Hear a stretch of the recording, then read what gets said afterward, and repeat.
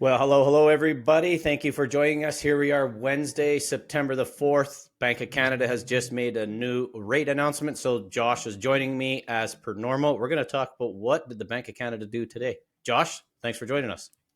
Thanks so much, Jay. Good to see you again. And yes, today, September 4th, 2024, the Bank of Canada did just make another interest rate drop. They've continued the trend that they started 12 weeks ago or so, and they dropped the rate again. There is some speculation that it might be an oversized jumbo rate drop, which we've hardly ever seen. We saw it in the 2008 economic collapse. We saw it when COVID hit, but otherwise it's always been 0.25% drops. And that's exactly what we got again today. So with today's Bank of Canada rate drop, it brings the retail prime rate, that's the one we all kind of pay attention to, down to 6.45% from that 6.7 that it has been.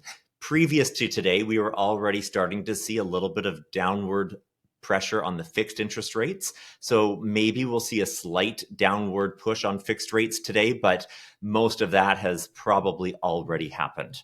The reason for the rate drop today, Jay, is that there's been some concerning data, right? We know that inflation's been high and thankfully it's been coming in lower. If we take out shelter and like rent as well as mortgage interest, if we strip that from the inflation data, we're actually at 1.2 or no, I think it's 1.8% inflation, which is actually below the target and right in line with what we had back in 2019 pre-COVID. Obviously, those things are still impacting things, and we're all feeling poorer as a result of it. Shelter costs are quite a bit more expensive compared to our income than before. The other is that our GDP data, while positive, it's not as positive as it might actually appear. So to dig into the unemployment rate, I have here a graph for Alberta.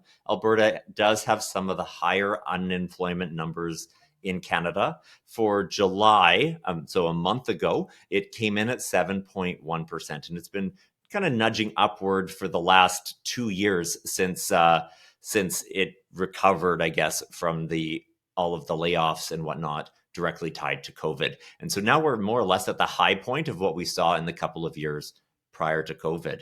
But Bank of Canada rates quite a bit higher than it was back then. Go ahead, Jay. It does kind of look, though, like we're starting to normalize. Like this doesn't look like an abnormally high unemployment rate, though, does it? It's not abnormally high, but the level that it is at relative to where the Bank of Canada held their rates prior to COVID, there's a big discrepancy in there. So that does suggest that we have a little bit of room for it to go down. And relative to other areas in Canada, Alberta has some of the highest unemployment rates. Newfoundland, Labrador, Prince Edward Island, and New Brunswick are all higher than us, but the rest of the provinces are lower, and we are above the Canadian average, which is, I think, about 6.7% or so. Now, when we talk about the GDP growth, that is, while an imperfect measure, it is the best measure that we have to talk about the growth of the economy. And a recession, if I dare say that word, is defined as 2 consecutive quarters of GDP growth being less than zero or contraction.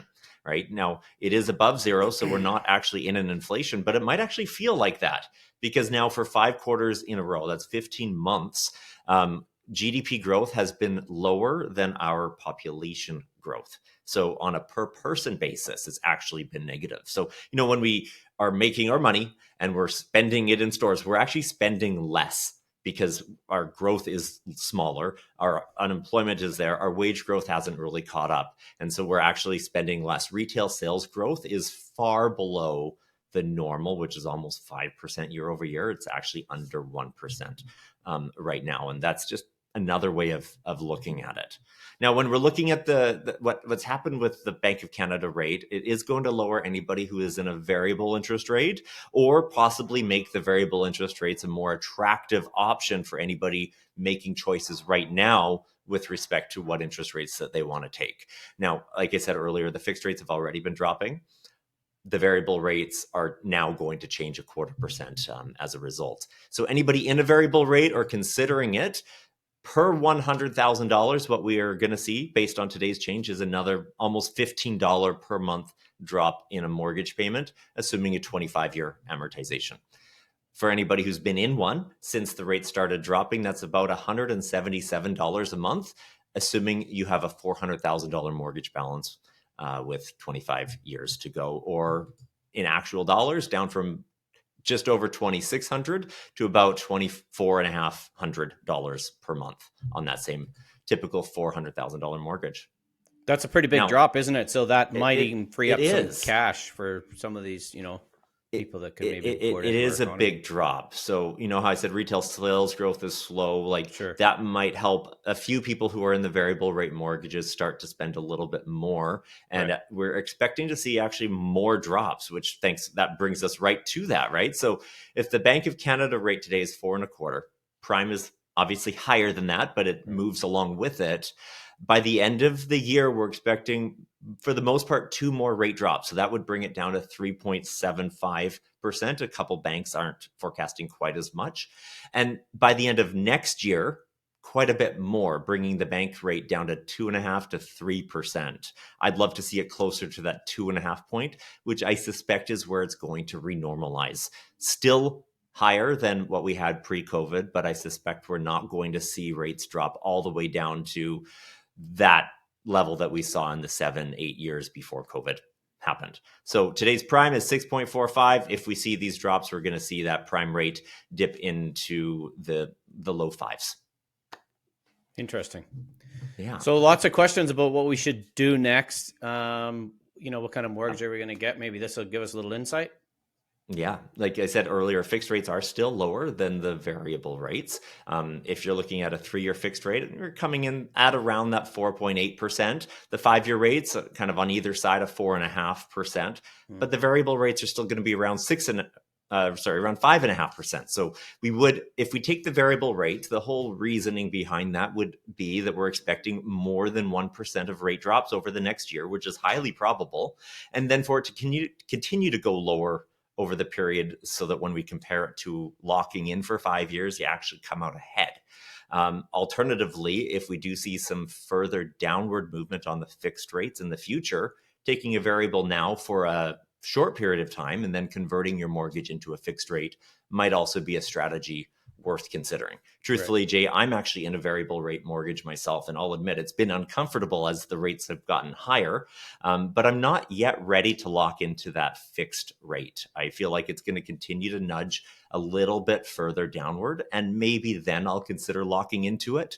But for the time being, I'm still sitting at that mid 5% interest rate, willing to spend that bit extra, hoping that I come out further ahead when I do make my decision to lock in.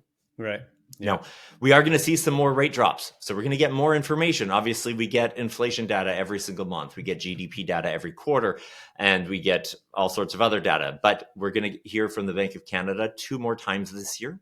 So toward the end of October, hopefully it's not a spooky announcement. Hopefully everything works out well and we see another 0.25% rate drop then. And just before the holidays, around Christmas time on December 11th, will be the last rate announcement of the year.